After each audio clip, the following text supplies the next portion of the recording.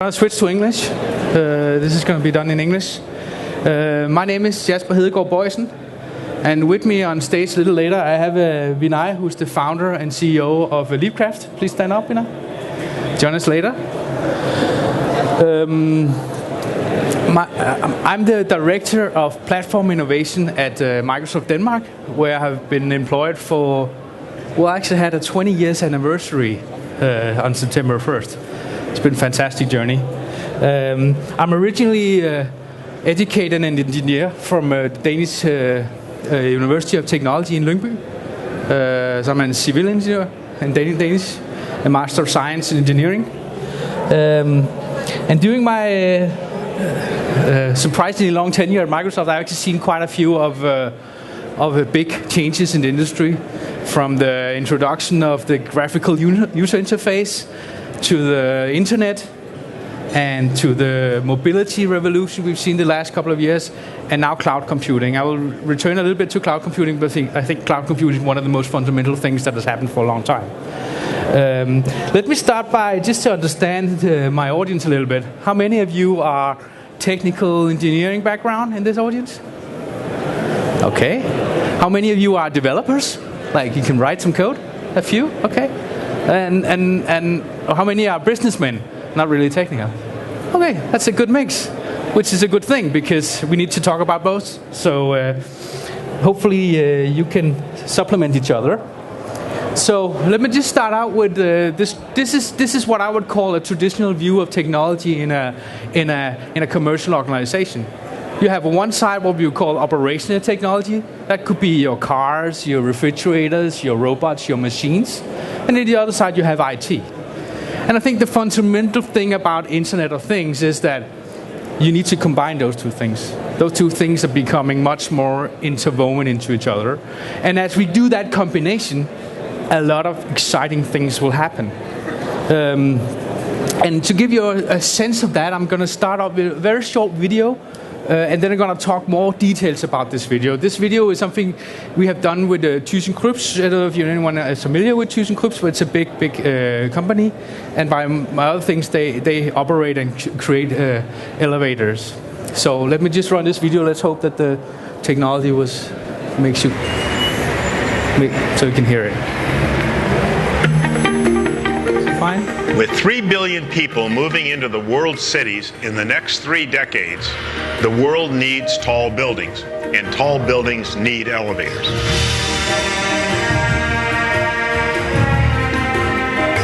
I'm Dr. Rory Smith with ThyssenKrupp Elevator, a leading global manufacturer. Maintaining over 1.1 million of these machines annually and keeping them running safely and reliably 24/7 is our job one. We wanted to better compete in our industry by offering dramatically increased uptime. So we're taking preventative maintenance a step further to predictive and even preemptive service. We teamed up with Microsoft and CGI to harness the Internet of Things, to collect data by connecting the sensors and systems in each of our elevators to the cloud. Microsoft Azure Intelligent Systems Service draws this data into a central cloud-based dashboard for a real-time view of key performance indicators. And Power BI for Office 365 provides rich data visualization, so we know which cabs need service and when. Microsoft Azure Machine Learning feeds data into dynamic predictive models so that elevators will actually be able to anticipate which repairs they need. Using an app on mobile devices in the field or the dashboard at one of our corporate control centers, all of our technicians see the same real-time information. Now we have the ability to use live data to define a needed repair before a breakdown happens, reducing costs for ourselves and for our customers, raising elevator reliability to new heights.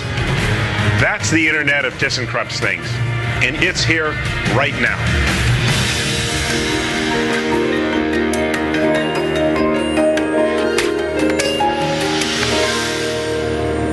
So let's try and dissect what happened here. And I'll get to the technology, but please indulge me a little bit and let me talk about the business first. So when we talk about IoT in a business context, I like to see it as a maturity model of 3 steps. So here we have ThyssenKrupp creating elevators. They are operating 1.1 million elevators around the world. So the most natural first step for them to enter the world of Internet of Things is to place some sensors in the elevators. That will give them some real-time feedback when something breaks down. It's sort of a retrofit scenario. You just add some more sensors to what you already got. That's something that most organizations are capable of doing today with some of your technology and with some of the technology that is around the world. That what I would call is maturity step 1, and there's a lot of benefits to be having in just doing that, and a lot of cost savings that you can realize. Then as you add sensors to the elevators, then you start measuring, okay, how often does this elevator go up and down? How many kilos does it transport? What was the temperature? And all sorts of things that gives you an indication about the operations of the sensor. And as you gather that kind of information from 1.1 elevators around the world, you get a lot of data. That data you can, with machine learning and some of the other technologies that's available in the cloud, you can use that data to create predictive analysis. And the interesting thing is, we all know this thing of when you go into an elevator, you see this note with some guy, and I think it's the same guy who travels around Denmark, and he signs the elevator. It has been checked and signed. You all know it. We all seen it. That's a maintenance scenario based on a schedule. I don't know how often he does it. I don't know if it's regulated. Some of it might even be regulated by law. But he visits that elevator once every 6 months or once every year. But imagine if you have all this data to do predictive analysis, then some elevators might need to be serviced every fourth month. And some elevators might need to be serviced every 12th or every 14th month. There's a lot of opportunity, a lot of cost saving, a lot of goodness to be had if you start using that prediction you can have by using that data. That changes the way you can create service contracts and gives you a lot of benefits. That's what I would call maturity level number 2 in an IoT scenario, and that is also what ThyssenKrupp talked about in the video. And then you get into what I would call maturity level number 3. Because now as you get this predictability about your elevators, and you have these data from elevators around the world, you can start thinking, what am I actually selling my customers? Why am I selling them an elevator and a service contract? Why am I not selling them the opportunity to move people from one floor to another? Because that's really what most buildings and operations really want to buy. They don't care about the elevator, they care about moving people between different floors. So now you start disrupting your whole business model. You start thinking of your business model and the products, the tangible products you're selling, you start seeing them as a service you can deliver. And obviously the company in the world who can best meet the customer's actual needs and who can best sell a good SLA and to the best price, and that would be the customer who has the most data and has the best analytics. So that's 3 ways of looking at IoT from a business perspective. And my point is, you can start today just adding the sensors. There's a lot of value to be had, but as you start, you begin this journey from optimizing to improving to actually creating a new business model. And I think this is the promise. This is what's so super exciting about this. But you don't have to start all the way over to the right, because then it becomes too complex and too. I'm not going to try and compete with that.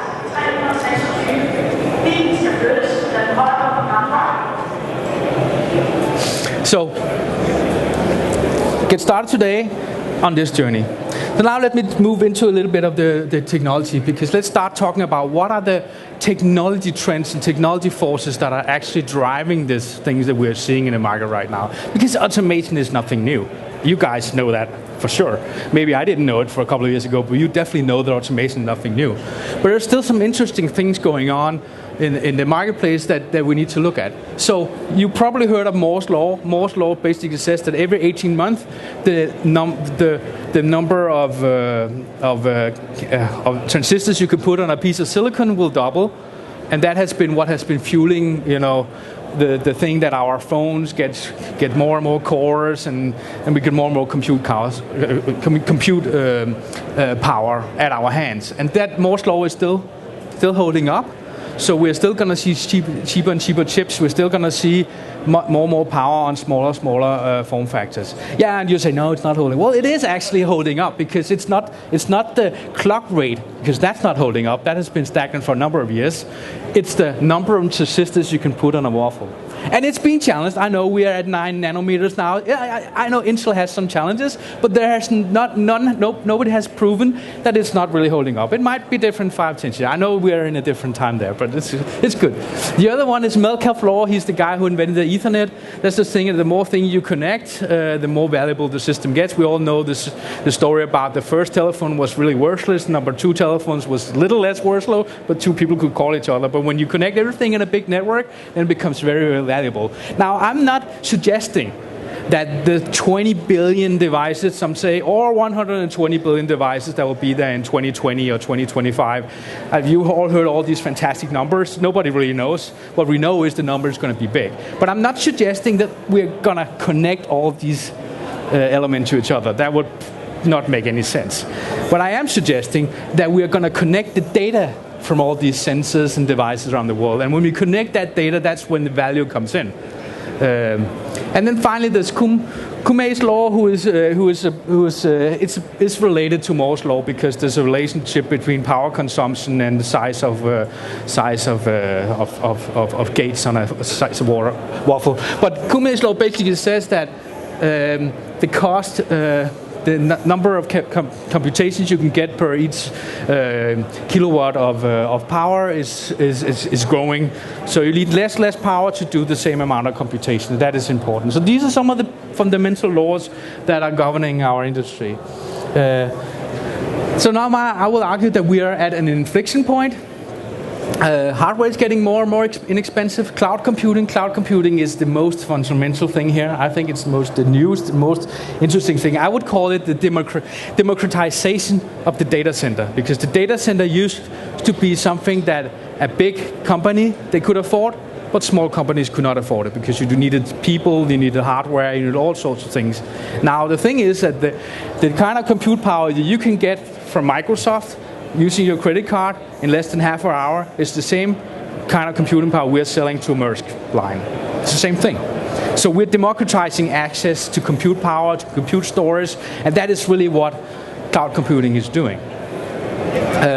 Then development is very important, because as we get more and more power into smaller chips, we can start using development tools that were something we could use for a couple of years. We could only use it on a PC. We can now use on very, very small devices. And the interesting thing about that is the productivity of development when you're using higher level development tools is much higher than if you need to do, assembly programming or some very obscure programming defined by a specific chip vendor. So we are getting this much higher layer. You can use .NET, you can use Java, you can use all of the things that is very, very productive on higher end system. Also, you can use the same kind of programming paradigms, the same kind of tools from the very small device all the way up to cloud computing. Now, I'm not suggesting you can use those tools on a very, very small sensor, but I am suggesting that we can use those tools on the gateway. I'll get back to that. And then machine learning is becoming mainstream, and all of that means that innovation is booming. And I can see that I need to pick up the pace a little bit, and not fall off the stage. So let me talk a little bit about Azure. Microsoft offering for IoT. Our Microsoft offer in the cloud is called Microsoft Azure. Anyone here heard about Microsoft Azure?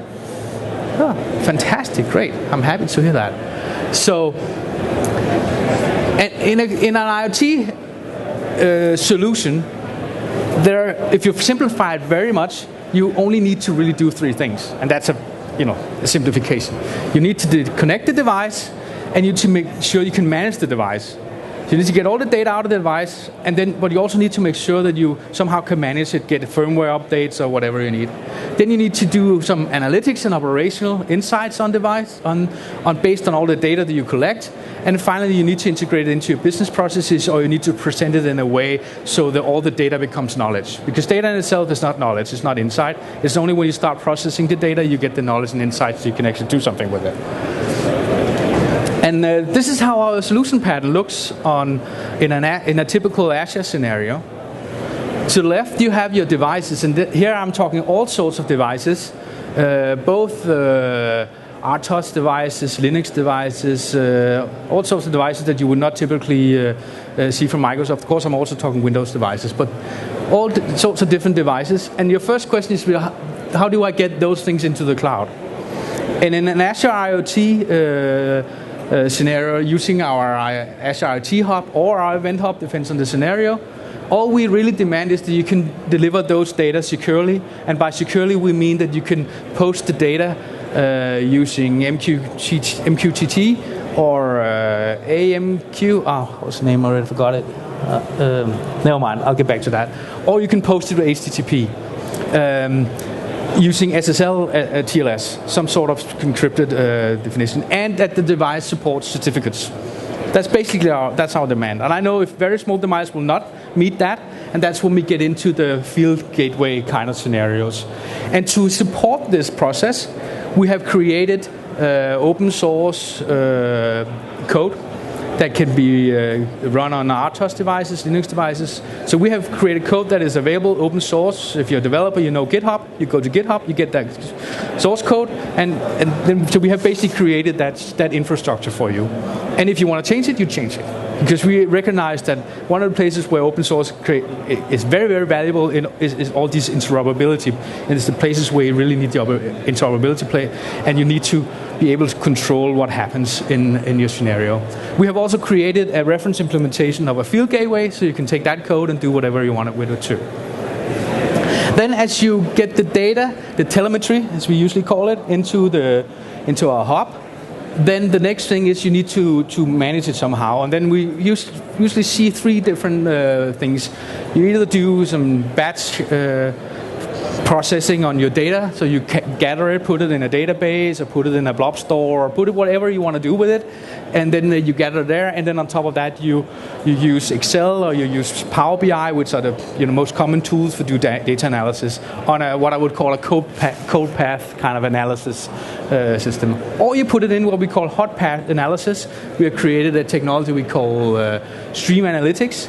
It looks very much like writing SQL statements for a database, except it has the notion of a window. So you write, so you said, within this window 1 second or 1 minute or 1 hour, I want to query my data like this.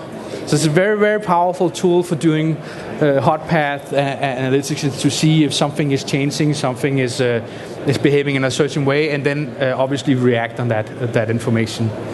Or you can go into a more customized, what we call a business logic, where you write, we have the notion of an actor framework and other sorts of very powerful programming development schemes for doing analysis with your data. And finally, of course, we have this integration into your business process. It could be Microsoft Dynamics or BizDoc Server, or it could be SAP or something else. So, on this level, this is not very complex. Of course, security is key, and specifically security in the delivery of the data and the security of your endpoints. Now, I'm not going to have time to go into this, but if anyone wanna, I don't know if you ever heard about this site, but this is basically a search engine for devices on the site. And last night I did a search on Odense, and 4 places in Odense popped up. And it gave me a list of what were the open endpoints, the open ports, so I could just start hacking. So you need to take security very, very seriously. You can also search for power plant or network area storage or anything like that, and you get a fine list of things you can start hacking. So take care of that one. Our way of helping you with that is that we have created this. I'm not going to go through it in details. I'm sure the slides will be available somewhere afterwards because I have this link. We have created a reference architecture that you can use so you can get a sense of what our suggestion is, how to create such a solution. And we have tons of documentation also. And I mentioned before, we have open source libraries for many of these interoperability scenarios that you'll need. Again, this is more for your reference. Now you know it exists, and you can take a picture of it, or you can get the slides afterwards. It's up to you. This is a different view, just a different view of looking at Microsoft IoT services. And the reason why I brought this with me is just to give you a sense that the way we have organized is just a bunch of different kind of services. And trust me, you don't want to try and start creating these services yourself. You could, but then you would have a long development product trying to create a hub that could scale to 1 billion messages a second and all that kind of stuff. You don't want to work with yourself. This is things you can get out of the box in our cloud. And then someone says, yeah, that's good, Microsoft, but I don't want to use your public cloud. I want to use my own cloud, or the company I'm delivering something want to use their own infrastructure. And we are in the process of investing in what we call Azure Stack. So we're basically, a very short story, it's more complex than that, but a very short story is we're taking the cloud and we're bringing it into you. So you can bring it into your own data center. The hosting center across the street can bring it into the data center, but it will still have some of all the IPs and all the management tools and all the things that you know from the public cloud. It will be able to go local.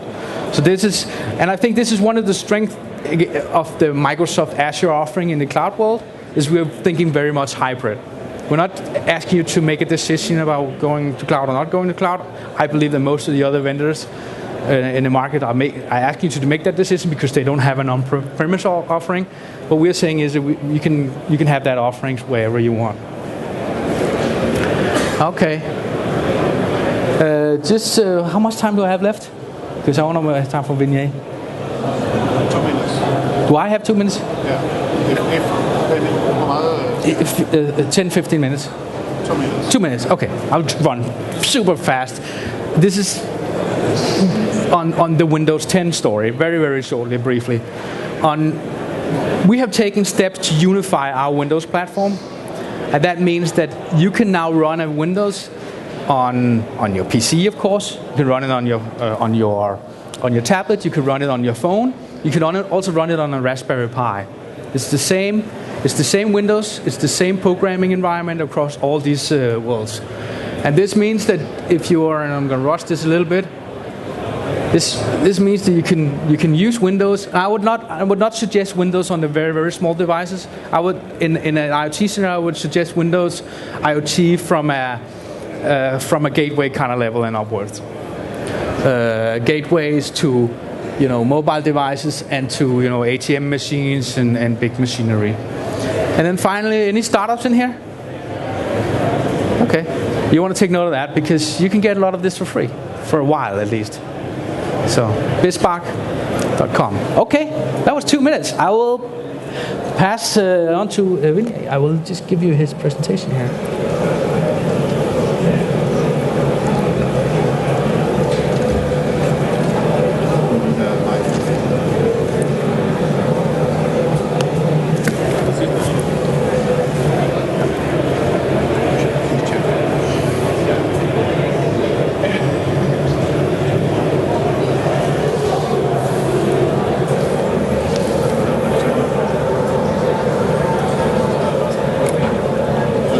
Thanks a lot, Jasper, for inviting me here. Just to clarify, I'm not a corporate guy. I run a much smaller company than Microsoft, based out of Copenhagen. We're called Leapcraft. And I'm here to share some stories, some real-life stories about different types of use cases that we've built. Microsoft and many other companies have come up with an amazing set of tools. I wish these had come just 5 years earlier. It would have made my life so much easier. But the mastery of these tools is the craftsmanship.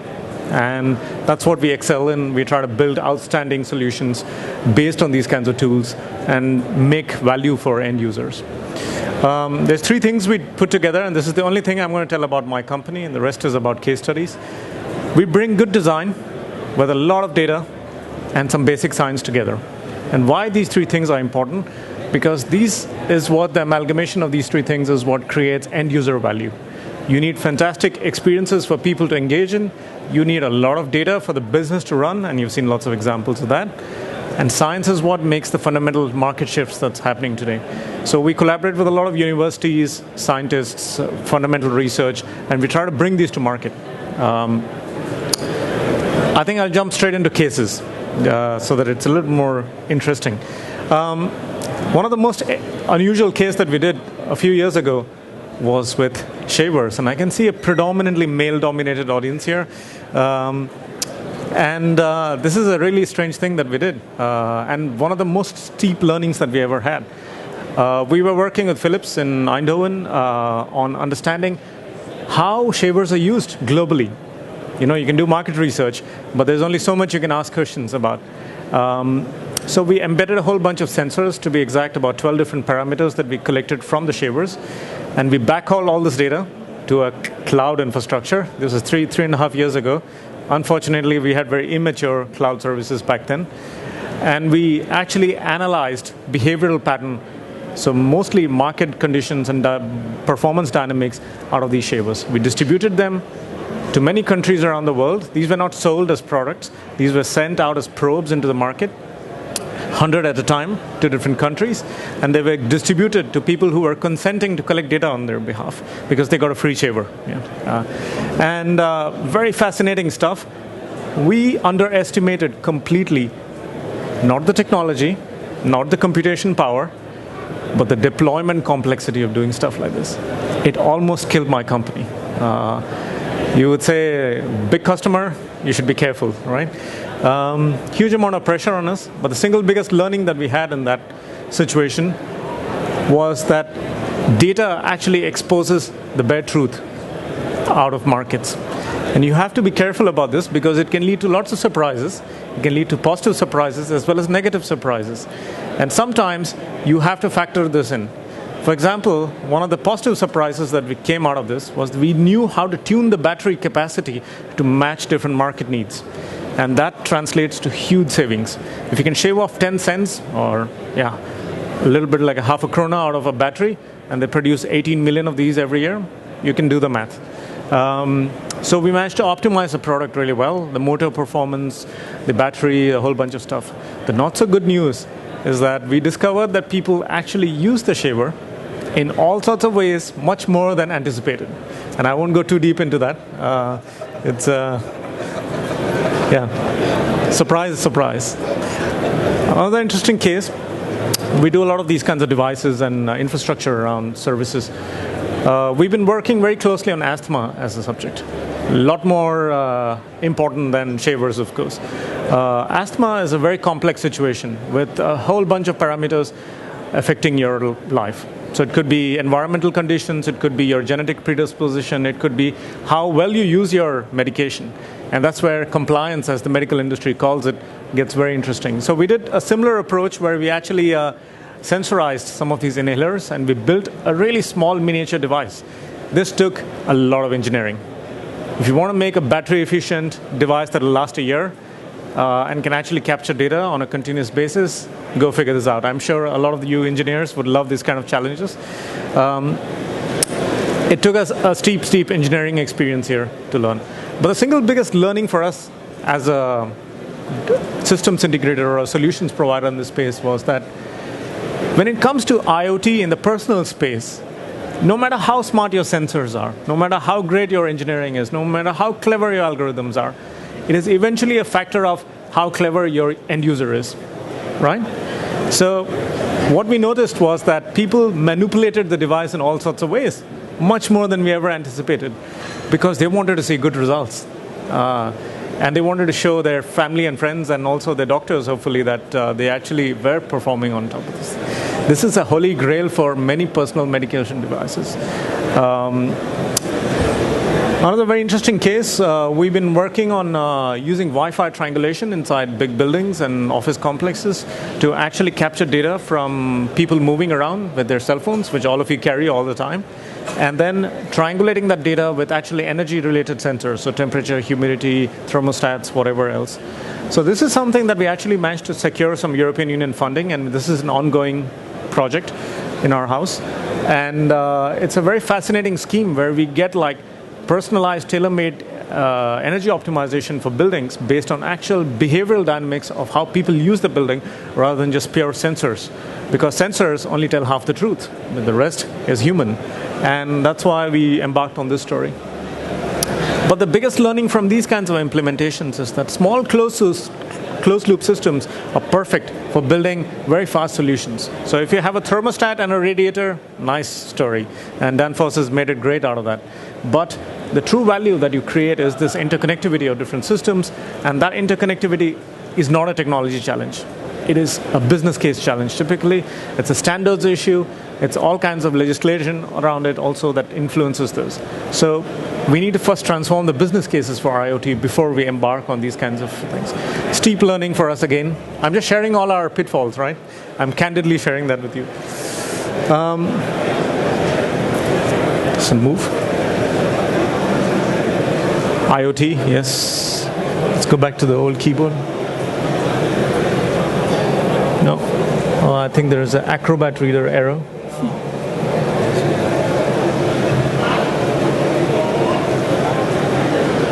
Yes, this is the holy grail for many Danish companies. The biggest Danish company probably, Maersk Line. We've been working a lot with container data over the years.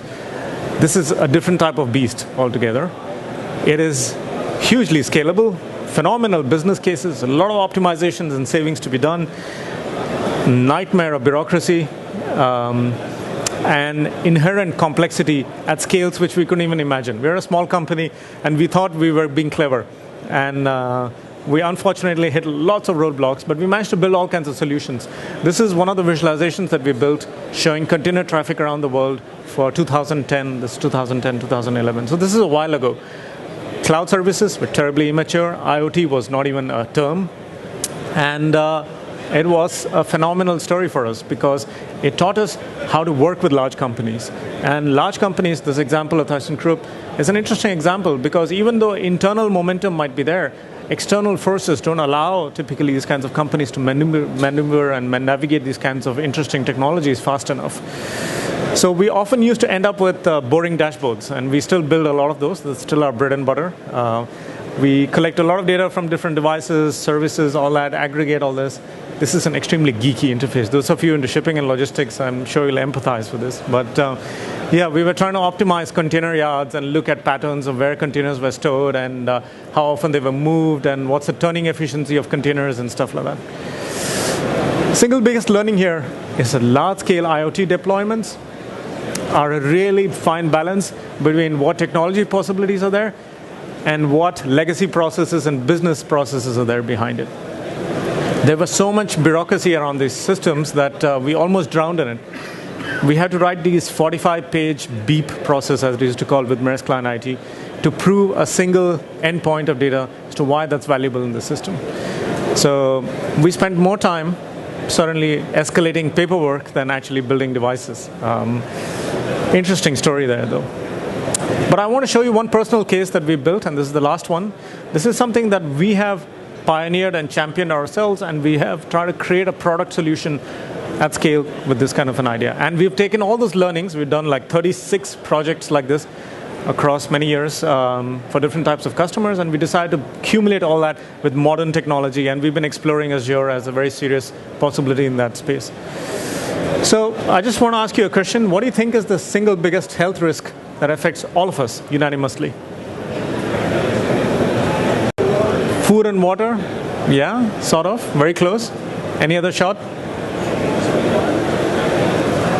Changing environment. Yeah, absolutely. Environmental issues is the one that will affect us the most. And this is of epic proportions. Epic is in as an understatement here. Especially air quality, the air that we breathe. Luckily here in Denmark, we have a reasonably good air quality. We have some pockets, like we've been measuring air quality all over Denmark, and there are some pockets with trouble. But globally, this is a pandemic of epic proportions. There are some staggering estimates from WHO about how much influence there is. There's actually an Aalborg University report on this, on the Danish context, about how many sick days actually cost due to health, due to air quality issues. So, what about air quality? It creates all kinds of issues. The gases, the particles are the main thing. There are some gases like nitrogen dioxide, which you cannot smell or breathe. You can never tell if there's enough NO2 in this air here, or less or more, but it actually influences a lot of your metabolism. There is also fine particles, the stuff that you can never see, your vacuum cleaner will never catch. In fact, if you turn on your vacuum cleaner, you generate more dust. And this is what creates cancer and all kinds of other issues. So we built an ambient sensor network for cities that actually capture data from these kinds of issues. Typically, historically, this is how these devices used to look. Half a container, more or less. And since we worked with Maersk, we know exactly how big these are. What we built was something like this, a pretty radical shift. We call it Copenhagen Sense because city of Copenhagen was our first customer, and they really championed this idea. It's a small device that anchors onto lampposts, runs off solar power, has a whole host of sensors, and captures real-time data from this. This is how it looks. We collect all kinds of data. We have an online cloud infrastructure where we stream data back, and streaming data is a different beast altogether. Once you have static data sets, you can work with rows and columns. Streaming data is something else. I'm sure some of you know this. And we create a mesh network of these devices across the city. So we can deploy a mesh of a huge number of these devices for the cost of one of those containers. It's pretty interesting as a business case, and this is what we're trying to scale right now. We spend a lot of energy in the labs trying to get it calibrated and making sure it actually works, and we have like high quality data out of these things. And we run all kinds of synchronous pattern recognition and relationship models between wind patterns and trends in the air quality and stuff like that. Those of you who are interested in the architecture, we have a pretty heterogeneous, scalable architecture behind this. Hardware is hard. There's no doubt about it. We're still struggling with hardware because productizing miniature hardware that can do high quality sensing, yeah, I'm sure this whole conference is about that. Yeah. And there's only one thing that I want to emphasize. We have a simple metaphor that we apply. We say we harvest data, we cook data, we present data, and we actuate data. These are the 4 steps that's required for any kind of IoT solutions. Of course, you can transpose that to Jasper's slide on IoT solutions, but this is overall applicable to almost any solution you build. And the hard part here is that the people who build hardware to harvest stuff rarely speak about how to present data or visualize data and actuate them in different ways. So use cases and technology have to marry in some totally new ways, which is what creates high impact systems. Machine learning, of course. We do a lot of anomaly detection. That's the main machine learning logic we do. But also a lot of trend matching because we're looking for trends and optimization patterns in this stuff. And of course, data visualization is important. I don't think that is underestimated. The last thing I want to say is that from our experiences, data never lies, right? Data actually never lies. But the problem with data is that it can be told to many kinds of truth. And that's the paradox of the whole IoT situation, is that which truth do you want to hear and how to create a business case out of that. Thanks a lot for your time.